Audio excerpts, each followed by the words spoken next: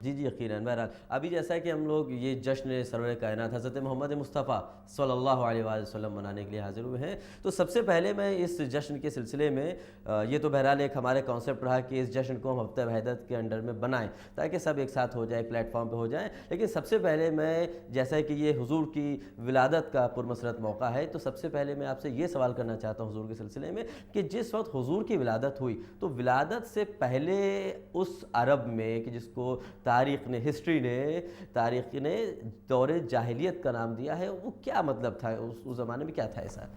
دیکھیں، دور جاہلیت جسے کہا گیا ہے اس کے یہ معنی نہیں ہے کہ اس زمانے میں کوئی آدمی پڑھا لکھا نہیں تھا. جی جی.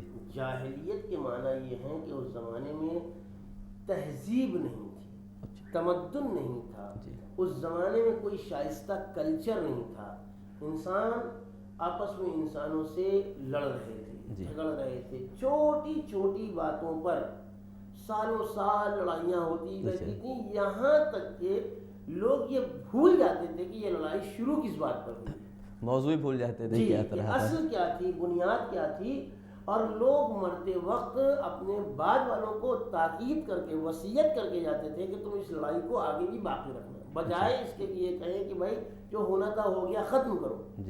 اس وجہ سے اس دور کو زیادہ اہل تاریخ نے دور جاہلیت کا نام دیا ہے کہ جہاں پر تہذیب و تمدن، ثقافت، کلچر وغیرہ کا نام و نشان نہیں تھا. اس کے علاوہ جو اس زمانے میں عام بات تھی اس میں سے ایک خاص بات یہ تھی کہ عورت اور مرد کا ایک جگہ پر جمع ہونا اور حد سے زیادہ تجاوز کر جانا لوگوں کی نگاہوں کے سامنے، یہ چیزیں بھی بہت حد تک رائج تھیں. اس کے علاوہ انسانیت کا کوئی احترام بالکل نہیں تھا.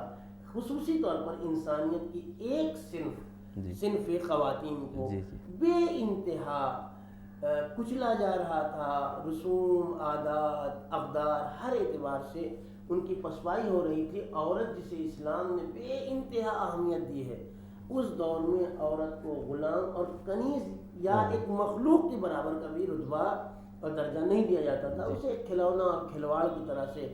افسوس کی بات یہ ہے کہ کہیں نہ کہیں وہ دور پھر پلٹ سامنے آتا ہوا نظر آ رہا ہے. اگر اس کو ہم دور جہالت کہتے ہیں تو یہ اس سے بدترین جہالت کا دور ہے، اگر وہی ساری باتیں آج بھی ہماری نگاہوں کے سامنے. جی جیسے کہ آپ نے بتایا کہ وہاں پر لیک آف کلچر تھا، تہذیب نہیں تھی، تمدن نہیں تھا، تو آج پوری دنیا اپنے کو ڈیولپڈ وقت بتا رہی ہے، کلچرڈ. کہنے سے کوئی آدمی کلچرڈ نہیں ہو جاتا ہے. جی جی. اگر معاشرے میں اقدار، اگر معاشرے میں رسوم و عادات وہ ہیں جو انسانیت کو فلاح و بہبود کی طرف لے جا رہی ہیں، تب تو ہم اسے کلچرڈ سوسائٹی کہیں گے. یقیناً.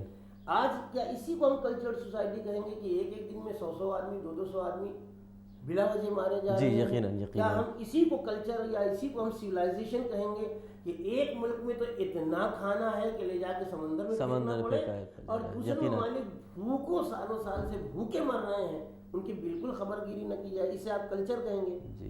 اگر اس زمانے میں وہ دور جہالت تھا، ان بنیادوں پر ایسے افراد کو اس سے بڑا جاہل کہا جائے. یعنی یہ اس طرح سے دیکھیں تو یہ اس سے زیادہ خراب دور ہے کہ کم از کم اس زمانے میں لوگ بھوکوں تو نہیں مر رہے تھے، رزق اس طرح پھینکا نہیں جا رہا تھا جیسے آج گیہوں پھینکا جا رہا ہے، رائس پھینکا جا رہا ہے. کہیں برا حال ہے، کہیں برا حال ہے. اور ایسے لوگ، وہ بھی یہ ہے کہ ایسے لوگ اپنے آپ کو سب سے زیادہ کلچرڈ اور سویلائزڈ اور ایجوکیٹڈ کہتے ہیں. جی آج یہی دعویٰ ہے اسی بات کا.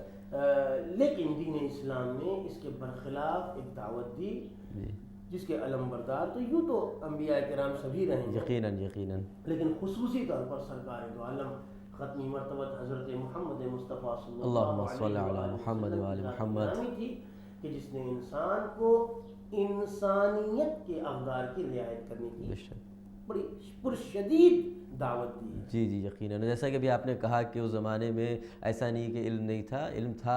جیسا کہ خود تاریخ میں پڑھا جاتا ہے، ہم نے پڑھا ہے کہ ہر آدمی اپنا کلام خانہ کعبہ پر لا کر کے اور اس طرح کے لاف و گزاف اور اس طرح کے میدانوں میں جا کے رجس پڑھنا جاہل آدمی کا کام. ظاہر سی بات ہے، علم تھا، شاعری تھی، تمام چیزیں تھیں، لیکن اچھا پھر اس کے بعد جب حضور کی ولادت ہوئی، حضور سرور کائنات صلی اللہ علیہ وسلم کی وسادت ہوئی، تو اس کے بعد کیا چیزیں ایسی رونما ہوئیں جو غیر طبعی تھیں کہ جس کے سلسلے میں تاریخ نے لکھا ہے کہ دیکھیے اس ذیل میں عرض کروں کہ ظاہر سی بات ہے کہ آج بھی دنیا اس بات کی حامی اور قائل ہے کہ زمین اور زمین پر پائی جانے والی اشیاء، چیزیں، یہ سب آپس میں انٹر کنیکٹڈ ہے پوری کائنات سے. یقیناً ستاروں کا اثر، کہا جاتا ہے کہ فلاں والا نگ پہنیے اس جی پہ کہ آپ کا اسٹار پتہ نہیں کیا ہوتا ہے، ریفلیکشن اس کا ہوتا ہے جو سے جی اس نگ کا، اس پتھر کا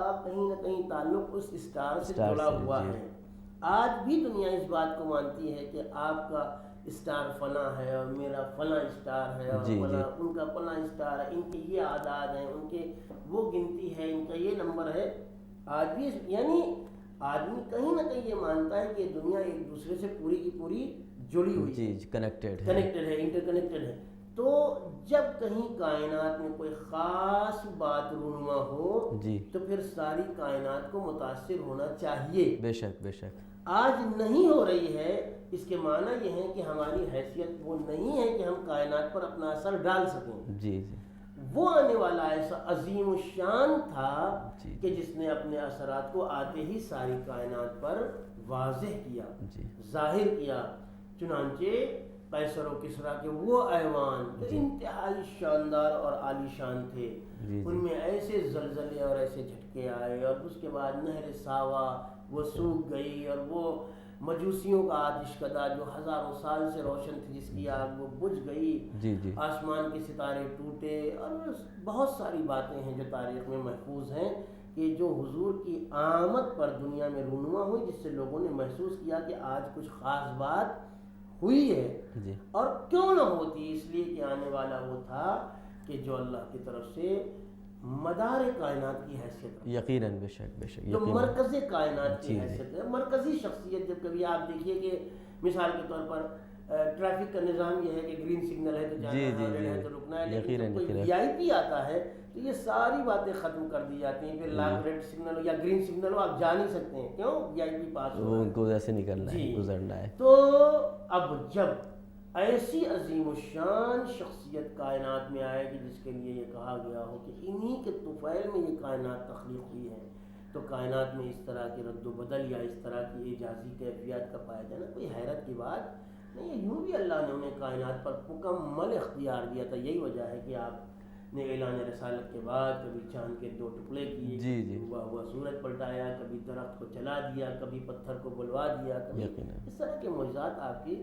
اور یہ کوئی حیرت کی بات نہیں ہے. اچھا، اگر انسان اپنے اثرات کائنات پر ڈال سکتا ہے تو یہ کر سکتا ہے، یقیناً حضور پاک صلی اللہ علیہ وسلم نے فرمایا. جی یقین ہم نے اسی سلسلے میں کہ ہم جشن منا رہے ہیں تو ہم نے مختلف لوگوں کو کانٹیکٹ کیا کہ بھئی آپ بھی اپنے بیانات دیے اس میں، اس عظیم محفل میں، جشن میں شامل ہوں. تو ہم نے اس سلسلے میں مولانا فیاض باقر صاحب جو زیب پیلس کے اوپر امام جمعہ والجماعت ہے، تو ان سے ہم نے گفتگو کی. تو انہوں نے کہا ٹھیک ہے میں بھی اپنا بیانات دینا چاہتا ہوں. تو انہوں نے بھی کچھ منٹ ہمارے سامنے پیش کیا. تو آئیے دیکھتے ہیں مولانا فیاض باقر صاحب کو کہ وہ حضور کے سلسلے میں اور اس جشن کے سلسلے میں اور ہفتہ وحدت کے سلسلے میں کیا کہتے ہیں. تو ناظرین آئیے ہم مولانا فیاض باقر صاحب کو سنتے ہیں.